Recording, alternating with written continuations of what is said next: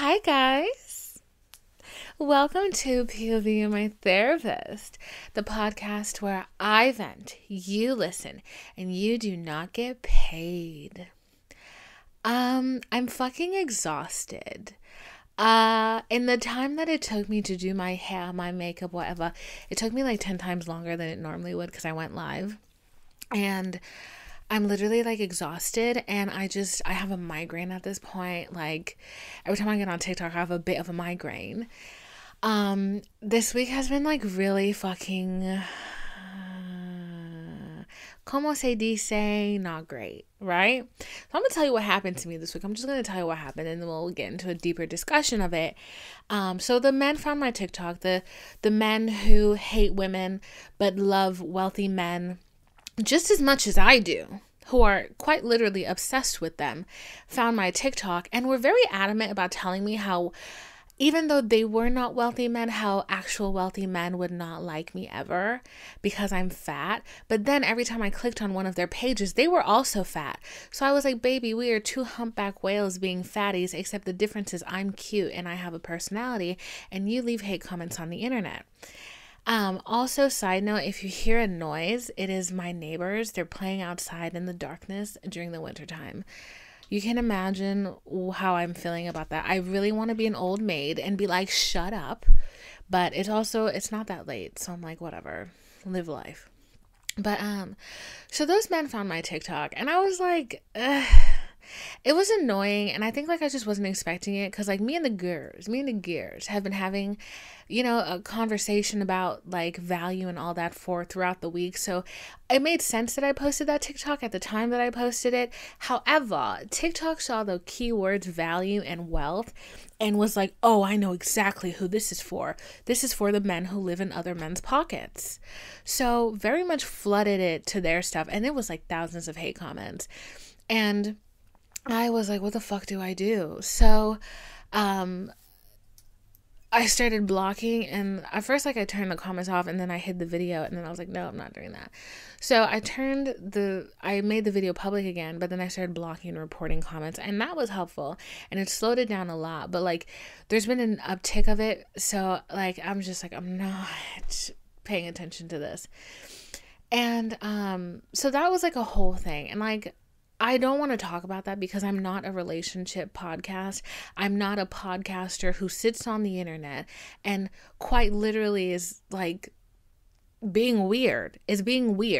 I don't talk like I've been married. I don't do that. That's not my jig. I'm not giving relationship advice. Half of the time I say I don't even know what the fuck is going on in my life. Like, I'm not one of those people, so I'm not even going to like pretend that I am or stoop to their level, because I was just like, that shit is weird. Like, you're weird. You're obsessed with a man. You are a man who is obsessed with a man who is telling you how to love women. That's weird. All that tells me is that you've never been around a real woman in your life. And I was just like, that's fucking weird. So I was like, I'm not gonna like make my whole focus about that, even though like it's really annoyed me this week, like a lot. But that did take like an aggressive, irritating toll on me because I just wasn't expecting the level of hate that I was. And it wasn't like, them kids need to shut up. And it wasn't like I was expecting, it wasn't like it was the hate that like got to me, because like, I really feel like to leave hate comments on people's things, like I've talked about it before, I've felt the need to say something evil, but I know better and I know how that can affect somebody. So I know that that is a boundary I would never cross. So to be somebody who can't recognize that, all I can say is that I just feel fucking sorry for you. Like, I feel sorry for you. And I don't think like it's actually a trivial thing. They might think it's a trivial thing because they get on their phones, they do it. But to me, it's just a symptom of a bigger issue. And that, truthfully, these people that were in my comments, they truly need a hug from their mother. These kids need to shut up. Anyways, what they really need is a hug from their mom or somebody, or like, I don't know, to hug themselves. Like, I'm like, yeah, I saw that comment and it sucked for about 0.000000000000009 0 seconds. And I was like, yeah, that affected me for that weird decimal of time. But you have to live with yourself every day. You have to wake up and talk to yourself. And you don't like yourself. You're your own company. And it's very obvious that you don't like yourself. So that's really your problem at that point. Healing is free, to be honest. Like, I know we talk about therapy, and therapy is a useful tool, but if you really want to feel better, it's possible to do it for free, and these people just don't want to do it. So that's no longer my concern, and I genuinely do not care about it. And that's actually going to be what we're talking about today, is like healing, and like is lol. It's not like healing like that, but like just healing in a general sense. And like, when is it time to like start? Like, what made me start? And like how I felt where I was. And I promise it connects to all of this. But a little life update, because we love that. Let me tell you guys a fucking story. So I never said a lot of detail about this because I don't know, I had like this intense fear that like he would be watching my stuff, but I don't give a fuck anymore. So I'm gonna spill the beans, you guys. So I was talking to this guy, and I'm gonna tell you guys the full story. Why not? Because he's literally a piece of shit. So here we go. Okay. So this is what happened. He's a shitty person. I'm not sitting here and say that all men are shitty. He just sucks as a person. Like, truthfully. So, like, in May, this guy hit me up on Facebook. He slid in my DMs. I know Facebook, but we were old high school buddies. So, he hit me up on Facebook, and I was like, who is this? I don't remember you. He was very hot, tall, exactly what I like. Very much the flavor of Divine, you know. It's just the way that I like him. So he hit me up, and he was like, oh, like, you're really cute, whatever.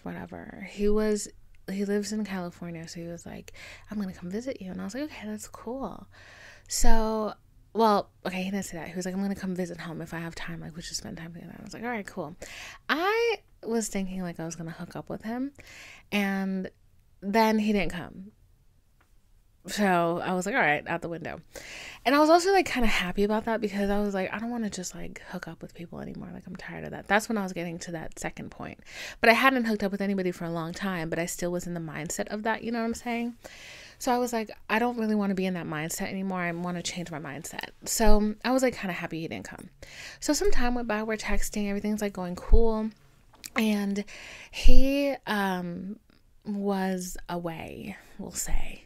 And he was in a different country. So after like a month or two, I sent him a care package full of like stuff, right? And then he, like, how do I even put this? He was happy I sent him the care package, but then like worried that I thought like we were something we weren't, and that I wanted him to be like exclusive to me. And he was like, I'm away from home, like I'm gonna be fucking other women. And I was like, you're literally a psychopath. Why would you say that?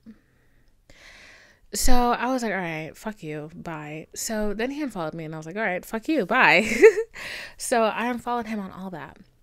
And then like a couple months later, because I'm dumb, I talked to him again. And, you know, like, it really is my fault. And this is the thing, right? So when we first started talking, like, there were multiple places in our talking where, like, I wanted to ghost so bad. And I should have listened to my gut. Like, my gut was telling me to ghost. And I should have ghosted, and I didn't fucking ghost. So I stuck around because I was like, because you know what else? This was like, he hit me up 3 weeks after I said I was no longer looking, that I was not using dating apps, and that God was just going to send me a man. So I did not think it was happenstance that he hit me up and he met all of my qualifications, honey bun. He met all my qualifications.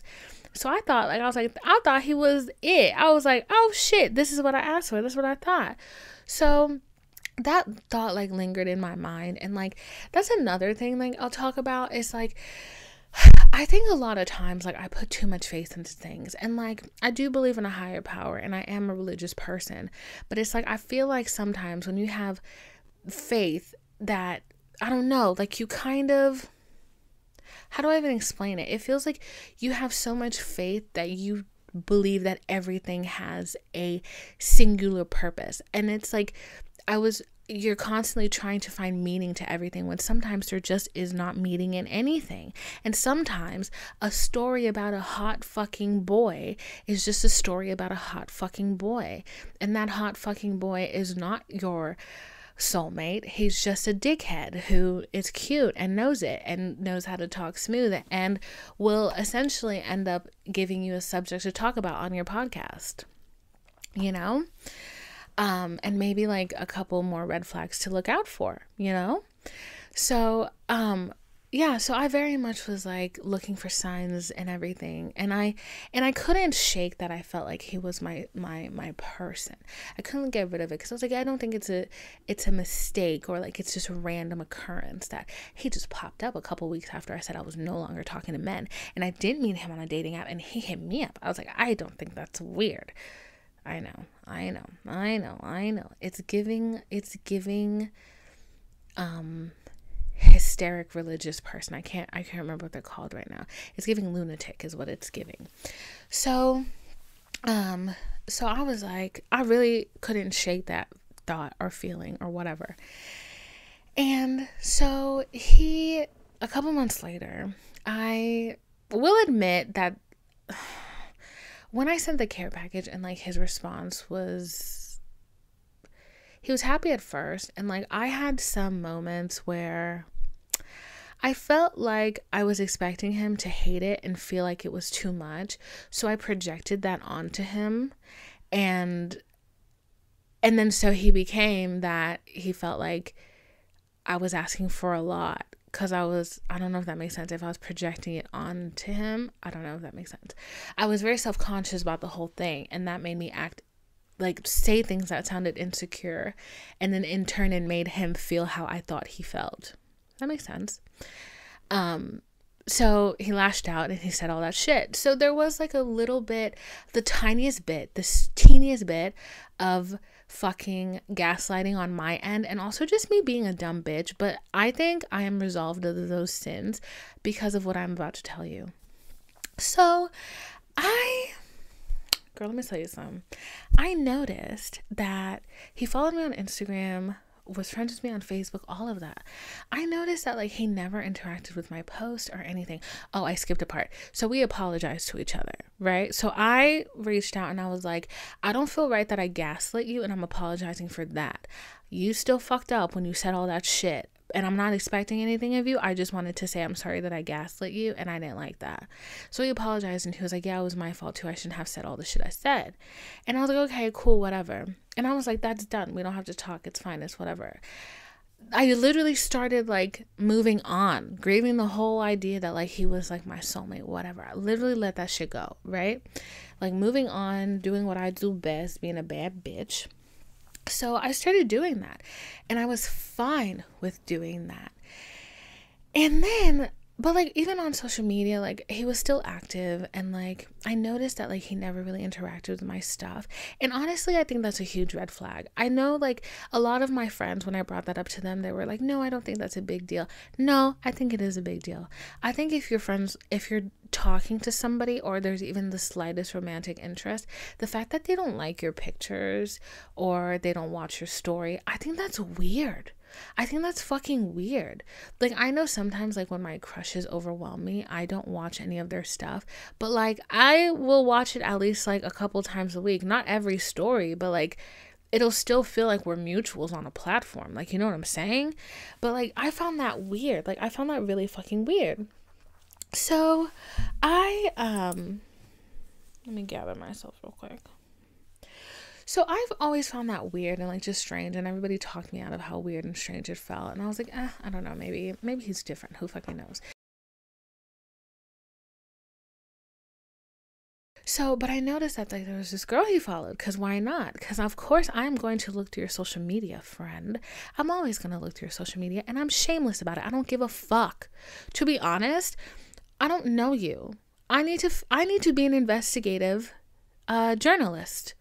I need to find your ex-girlfriend before that, and I want to find out why you broke up, okay? Like, I want to know that. And, oh, let me tell you something else. And in my journalistic efforts, I swear, if a man ever asks me, this is a red flag as well. If a man ever has me acting like this again, I need to be done with them. Because why do I feel so much unease? And I feel the need to literally become Carmen Sandiego because I feel like I can't trust you. Or like I feel like you're lying or like you're shady. Like, to me, that is enough evidence that you're probably lying and you're probably shady. Because the thing is, I'm not an insecure person. These things are not coming from my own insecurities. It's coming from my gut feeling. Like, it's a feeling that I feel that like I can't really describe it to anybody. So anyways. So I was going all Carmen Sandiego on his shit, fucking Inspector Gadget. And I seen that like, he would like this girl's stuff. And I was like, So of course I started lurking on her stuff. Duh. Why not? And I found out that he was texting her around the same time that like he was texting me because she was tweeting about it. Yeah, I found her Twitter. I was all over the social networks, babe. So I was like, all right, fuck you. Like, we're done here. And that actually happened later than what I'm about to tell you. So I hadn't heard from him for a while. And then one day he messages me and he's like, hey, I've been doing a lot of thinking.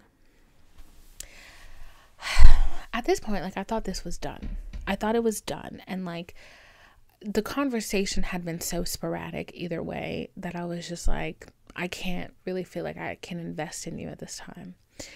So he reaches out to me and he says, hey, I've been doing a lot of thinking, and I've been thinking about what I want to do when I get home.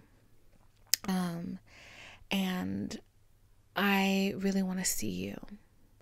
He was like, we don't have to hook up or anything. He was like, I just want to cook you dinner, and I just want to sit down and talk and get to know you. Okay? Mind you, I was grieving what I thought was going on. So for him to pop up and say that, I was real excited. So he was like, I wish I was there now, this and that. He was like, you're so attractive, you're so this, you're so that, and all of that shit, right? And then he was like, so his family lives in my area, and then he lives in California. So he was like, I think it's only fair that I like fly you out every once in a while, and like we can figure it out as we go. Yeah, the future faking. This is what that shit is called, okay? He was telling me like all the things he wanted to do, okay? And he even, at one point he was like, I think you'd be a really great girlfriend. Through the G word. Okay? And just like a whole lot of stuff. And this is somebody who like, this is not like, we'd had conversations before, like longer conversations, where like he opened up emotionally. Like this man was like crying on the phone. And so I was like, the woman could not speak. The woman was speechless. So I was like, okay, maybe he finally got his senses together, because there was a bit of emotional depth there. And I'm like, and I'm amazing. So why would you not want to be with me? Like, that's kind of shocking to me. So I was like, really? No, seriously. I hate to admit it, but like every guy who like fucks up, I always know they're going to come back. And it's like, and I know like sometimes guys are like, yeah, they come back because they're bored. It's like, no, they come back to apologize. And half of the time they don't expect anything of me because they know how awful they fucking were. They just weight on their fucking conscience because I'm quite literally an angel. So he was like, he was telling me like, I want to fly you out to California. I want to spend time with you. Like, I really like think like you're so great. You're so attractive. And he was like, and I also want you to know he was like, I daydream about you. I was like, bitch, I be living in my head daydreaming the fuck. So he was like, I daydream about you. And he was like, what did he say? There was really a kicker. Oh, I was telling him how like sad I was that I couldn't go pumpkin picking with anybody. And he was like, next year we're gonna go pumpkin picking. We're gonna go do all this stuff, okay? And he was like, he said the girlfriend thing. He was like, I think you'd be a great girlfriend. What else did he say? Oh, and then he was like, and also I want you to know that even when we're not able to talk, that I'm always thinking about you. So that happened. So I was like, oh my God, okay, like so excited about this, whatever. And then this motherfucker disappears, absolutely disappears for months. I don't hear from him for about a month, okay, to the point where I'm like, did you die? Like, where are you? Girl, yesterday, I'm not minding my business. I go to just lurk on the girl that I knew he has like whatever with, and I see that he's not following her. And I'm like, did he unfollow her? And I'm like, I got excited for 2 seconds because I was like, maybe he once again, maybe he came to his senses. No, you dumbass. So then I was like, wait, bitch, he unfollowed me and removed me from his followers. And then he unadded me on Facebook and then unadded me on another social media network. And I was like, what the hell? I was like, you know what? I'm going to do you one better. So I blocked him on literally everything I could find, and I blocked his number because let me tell you exactly what's going to happen. Obviously, the girl is doing good right now. She's doing great. Guys always come back when they see I'm doing really good, and they try to insert themselves into that I don't know what they want out of it, but they try to insert themselves into how good I'm doing. Baby, you're not going to get the opportunity. You're literally not. You think that like that your shit is so, I don't know, important that like you have to like remove me from your following? Like, okay. Like, actually, as a matter of fact, I'm about to look something up right now because I'm nosy. I just want to see something. I want to see if maybe I didn't cover my tracks. Let's see. Did Divine cover all her bases when she was doing her lurking? I did cover my bases. I'm really good at lurking online. I'm not even going to lie to you. Okay, I thought I didn't cover my bases. No, I did. But anyways, so I was like, you're not going to get to see that. When you come home, when you have to visit your parents, and if he's thinking like, because they always do it, like, please, thinking that like, oh, let me hit her up. No, you're dead to me. You're fucking dead to me. Like, I think about like that whole situation and I'm like, oh my God, I made so many stupid decisions during that time. Like, so many red flags I just fucking ignored. And I think that's what irritates me the most, because like I feel like I feel like in me there's like a line, right? And the me who's like not annoyed, but the me who like ignored all those red flags is fairly close to the me who now would not ignore those red flags and who like sees the value that I have and the power that I have. Because like this is a recent thing, me stepping into the power, because I always felt like, I don't know, like I feel like I let a lot of things happen to me, or happen around me, but now I'm like really taking control of things. And I feel like, so like the mic is the finish line, and the split, the division, this is the border. And the me I am now, who would smack the shit out of the old me's right here, the new me's right here, and they're fairly fucking close on the timeline. And I keep thinking about it, and I'm like, the more I think about it, it's like, I'm not even upset that happened.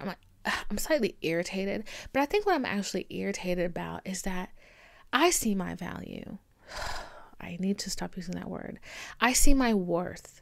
I see all of the great qualities that I have in me. And it pisses me off that like a lot of men don't see it. But then it's like I have to remind myself that the right man will see it. The right one will see it. And it's not going to be a fucking game. I'm not going to have to go look on every fucking girl you follow to see what the fuck is going on. Like, I'm not doing that. Like, it's like at a point, it's like the maturity has to happen. I'm a grown-up. I want to date grown-ups. I don't want to talk to boys. Okay? I need to be talking to men. And it's like, I'm at that point where I see that, and it's like it's a fairly recent transition, but is it a fast transition? And I'm like, fuck that guy, number one. But also like, fuck me. Fuck the me I was a couple months ago for allowing that to happen. I should have dipped and dipped when I knew I should have dipped.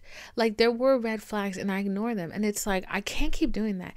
Let me tell you something. While I was on my little rampage, I went ahead and just blocked every other man that I was interested in as well, because they all exhibited red flags that I ignored. And I was like, I'm blocking everybody. And I'm like, maybe I will regret this when I'm lonely, but at this present moment, it's just not worth it. And like, I blocked them all. I blocked them all. I blocked them all. I really did. I did. Because I'm like, no, y'all don't see it. Y'all do not see the vision. And I'm not. Sorry. Y'all. I was obsessed with WandaVision and with that. But I think like that's what pissed me off, was that like so many men like just don't recognize like my worth. And it's like, it's not like they don't, I don't know. I can't think for them. That's the thing. I can't think for them. I can't say what they feel or what they don't feel. But it's like, I know how much I matter. And it irritates me to my core. And it's like, it irritates me to my core that like some people do not see that. But then again, it's like, I feel like when you see your own worth, you see the worth that other people have. No matter where they are in their life, how much of a piece of shit they might be, you see redeeming qualities. You see the ability for them to redeem themselves. And I think that only comes when like you're comfortable with yourself. And it's like, you know, these guys, these assholes, they're quite literally assholes. These assholes that I've been dealing with have just never seen that in me. And it's like I don't need that. I don't need people around me like that. And I don't think it even goes for like just men, but I think it goes for like friends, family members, things like that. Like, if somebody is not willing to see your worth, you don't need them around you. Like, simply put, like, and I think a lot of times I make excuses for people because I'm like, because I do understand. I textbook understand why you feel the way you feel and why you make the choices that you make. But at the same time, it's like, as a person, it's really your responsibility to heal, to grow the fuck up, to mature, to try to make better decisions for yourself. Like, I think about that all the time. And like, going back to everything that happened on TikTok, I think like, you know, I saw so many hate comments, so many of them. And I saw so many men and just so many people, because it wasn't just men. The majority of it was men, but I saw a lot of women in there too. I saw so many people. I didn't see them as trolls. What I saw was like just broken people. Like, and the thing is, to have so much fucking hate in your heart. I was a very angry person for a long time. And I think anger manifests itself in different ways. There's many synonyms to anger. There's bitterness, there's saltiness, you can be venomous, you can be so many things. And there's so many different ways that you can show hate. And I think if I had let myself slip farther, everybody has the ability to become a troll in the comments. They really do. Everybody has that ability to become an awful fucking person because they can hide behind their phone. And they're doing that. And like, it's crazy because like I kept seeing so many comments that were like, clear projection. Like, it was clear projection. It's like they take the thing that they hate about themselves and they throw it at you. And that doesn't only happen on the internet. It happens in real life. People that you don't even know, they see something about you. And sometimes it's something that you have that they don't have. And like, they're jealous of it, or they don't even realize that they're jealous of it. Like, so many times, like, you meet people who like, I don't know if you've ever been in a group and like you're just watching and like there's one person who is looking at somebody else with like so much disgust. And it's like, that person has something that they wish they had. Like, and because of that, like, they can't help but hate them for it. And it's like, and sometimes, you know what? Like, sometimes the thing that that person has is self-love. Sometimes seeing people be happy is so triggering because they're unable to be fucking happy. And it's like, what the fuck did that got to do with me? Your happiness is in your hands. And so is your bitterness. And the reason why your bitterness has fucking taken over your life is simply because you let it. It is a hard choice.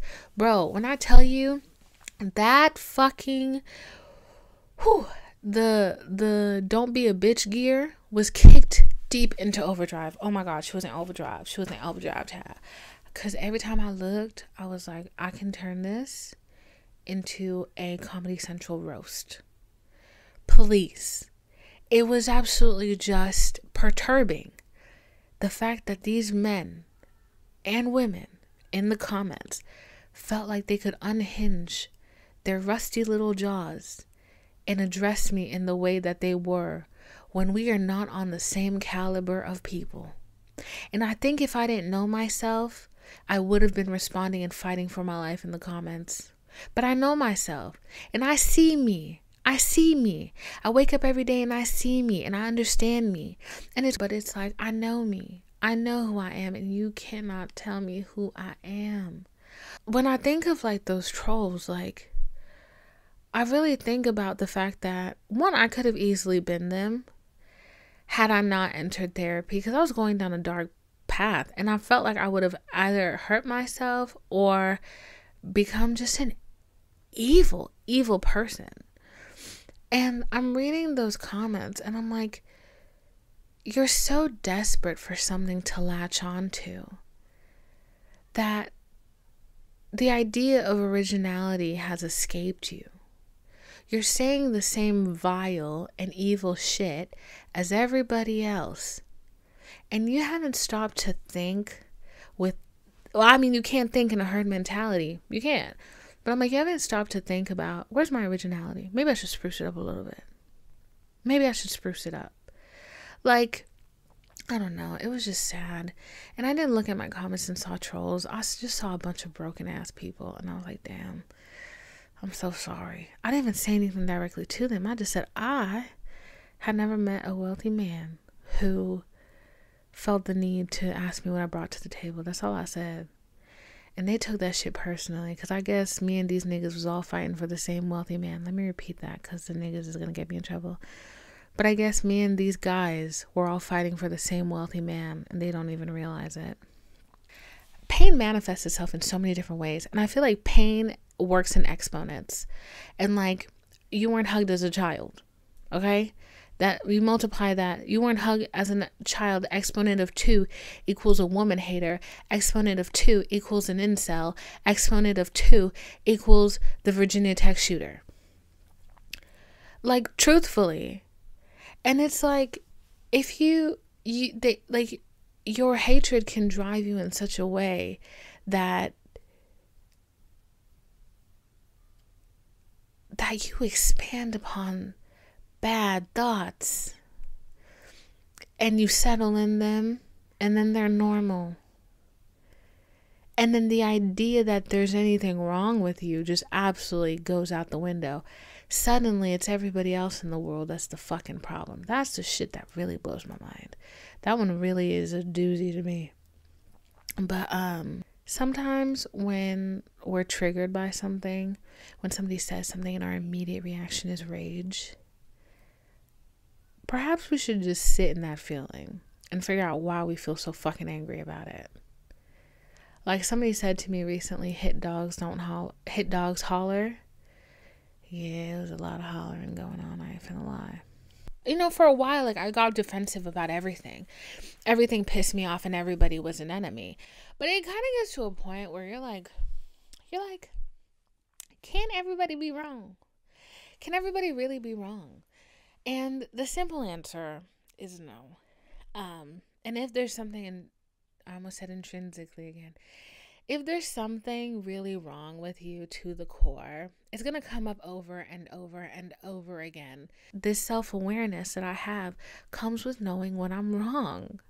It does. Like one of my friends, she was saying that I don't take that sometimes before she even tells me the criticism, I tell her I don't want it. And she was like, why is that? And I was like, because I know myself. Because I know that at that current state that I'm at, if I open myself up to criticism, I will start doubting everything. I know when I'm in a place to accept criticism, and I know when I'm in a place not to accept it. Like, I went to art school, y'all. You know what we had to do every fucking Friday? Critique. That shit will kill your spirit. Okay? And it forces you to learn to accept criticism. You don't have a fucking choice. If it sucks, everybody's going to tell you that it fucking sucks. But at the same time, I'm not in art school anymore. I can accept when I want to hear these things and when I'm not ready to hear it, or when I feel like, you know, you can give me your criticism, sure, but that doesn't make it right just because you shared that with me. But at the same time, when somebody, like, all the time, especially this friend, all the time, she gives me criticism, I'm like, I'm ignoring that. I'm not listening to you right now, or I don't feel like listening to your criticism. And then later on, I fix whatever she'd been talking about, and she's like, oh, like, you fixed that. And I'm like, yeah, because you were right. You're right. And I feel like being self-aware and also being sure of yourself, you have to also admit, like, when you're wrong. And, like, I don't really think that that's something I have a problem with. It's just, you know, sometimes I don't want to fucking hear that shit. I didn't ask for your opinion, so why are you giving it, number one? And I think a lot of the time, like, when people feel that I'm not accepting criticism, it's like, bitch, this is not a Friday. This is not art school. I didn't stand up here and ask for critique. I actually didn't ask you anything at all. You felt the need to share that information on your own will. And the fact that I'm not receptive to it because I don't agree with you because, one, I didn't want to hear it in the fucking first place, does not mean that I'm not open to accepting criticism. It means that I did not ask for your opinion, and therefore you should take it and shove it up your ass until I ask for it, and then you can take it out and we can progress. Need to get that off my chest real quick. I know who I am. I know my worth. I know all the things that make me who I am. I know all the things I'm good at. I know all of it. And I just don't feel the need to prove myself to anybody anymore. I don't care. I can't care. If I spend the rest of my life caring about what every person thinks about me, I leave no room for me to just be happy and to really only really care what I think. Like, can I go to bed with myself and wake up with myself every day? Or is that just a horrible fucking thought for me? Like, you feel all of those things because you don't like yourself. Because there's a lot of noise going on. And it's like, I wish I could preach the fucking gospel of healing to everybody. And I think to an extent that's what I'm doing. But it's like, there's so much noise that it makes it hard. And it's like, once you start sorting through the noise, you really can find out who you are. I know that it was so scary for me. It was terrifying for me to start working on myself. I always wanted to work on myself, but I always avoided it because I was scared. I already knew I didn't like what was going on with me, but I was horrified of what I would find once I started working on myself. I was horrified about all of the trauma I would uncover, all of the horrible characteristics about myself that I would learn. I was horrified about, like, all the different psychology terminology that would become associated to me. I thought when I was going into therapy that my therapist was literally going to tell me everything that was wrong with my life and that I was a narcissist and that I was this and that I was that. I was horrified of finding out who I was. What never crossed my mind was that I would find out who I was. Through the noise, through the shit, through the trauma, through the pain, through the voices in my head that were never mine, I would find out who I was, who the divine who, didn't experience all those horrible things as a child, who was raised in literally a pristine heaven, full of love and recognition and appreciation. That's the divine that I met, that I was so fucking surprised to see. And I was like, fuck.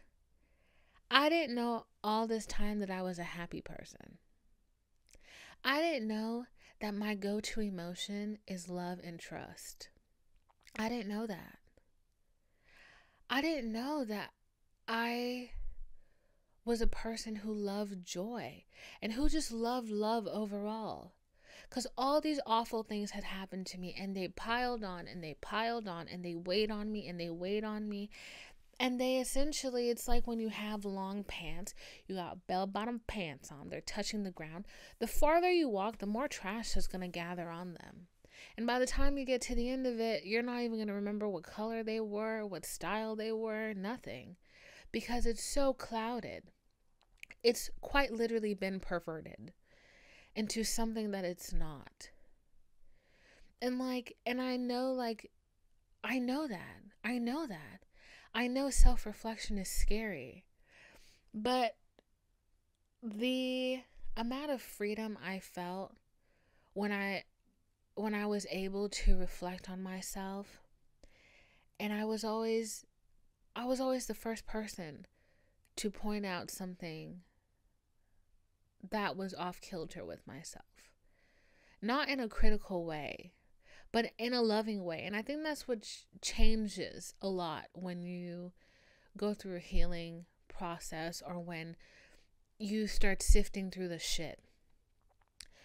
I think you stop being critical of yourself, and you stop beating yourself up for the things that you were, that you carry.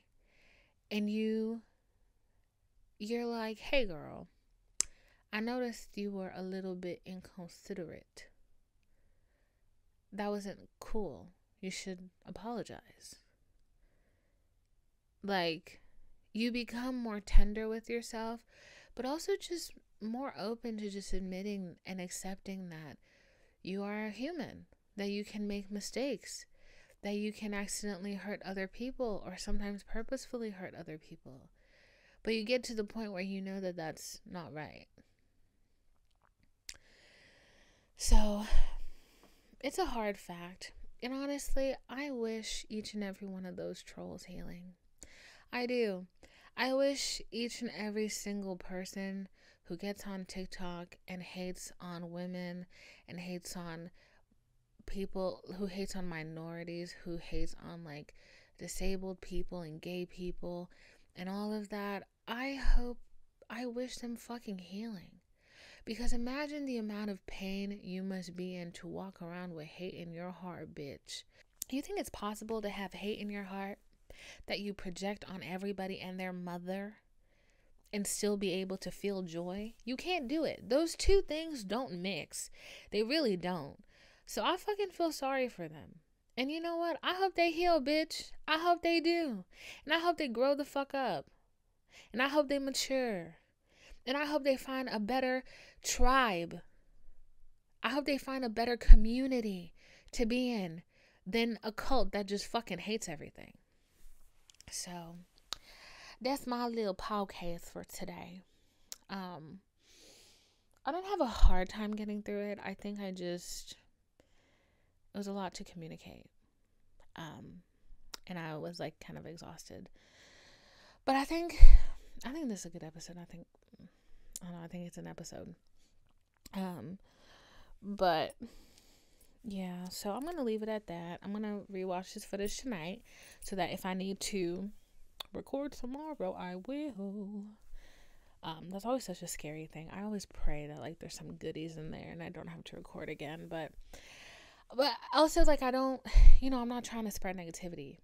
And I've had moments where I sat down to record the podcast and I just sound like a hateful ass bitch, or I just sound bitter, or I just sound angry. And I'm like, you need to sit down, reconstruct what the fuck is going on in your soul and try again, because we're not trying to spread that stuff.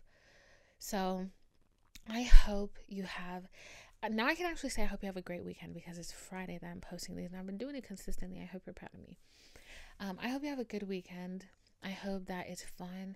I hope you eat some good food and you have good conversations and you're around people you love. Look, my dog is starting to fucking cry because she doesn't want to be stuck in here with me. Nobody told you to come here. Precious, please give us all a break. She's like, hi. I don't think the people, come here. Can the people see my dog? I don't think they can. Can they see the baby? I don't think they can. hear that crying?